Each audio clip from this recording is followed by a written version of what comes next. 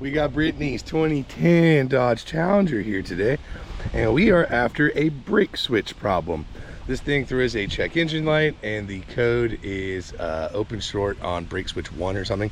So we have swapped the brake switch out. She did that previously, and I do believe I have a video on that, but it didn't work. And I got in here, and it's a very, very tight fit, but I got my hand up in there when I realized it's not quite depressing the switch far enough.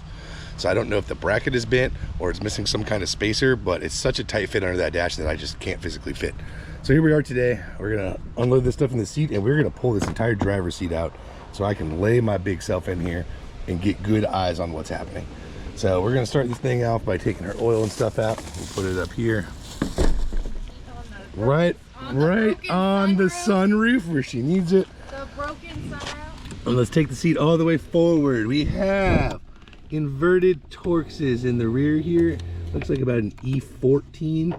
I don't know if that's actually right or not. I will let you know once I go get the right size. But we're gonna take this one out on, we'll take this bolt out here on the driver's side and this one here out on the passenger side. And then we'll scoot the seat all the way back, and there will be bolts on the front as well. All right, the answer was E12. Now I will tell you, if you don't have an E12 socket, because they are kind of weird, which they're also the same in the front. I'm sorry, you got an E12 here and an E12 there as well. But if you don't have an E12 socket, you can use a 6-pointed socket. You just got to find the right size. I don't know it off the top of my head. It's either a 13 or like a 12. But you use a 6-pointed socket, it will work just as well to take them out.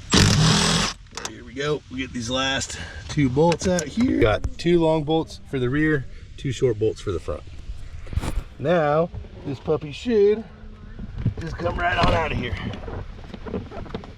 But we need to unplug the power seat controls, which are right here. Holy dirty.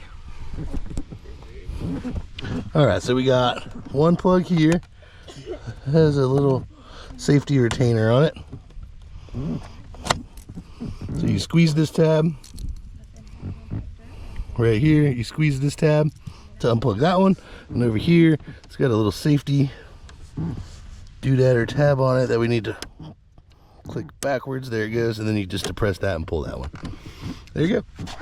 Both plugs are unplugged, and she's ready to come out of here. All right, Brittany got it cleaned up, so we're ready to dive up underneath this dash and see what we can find.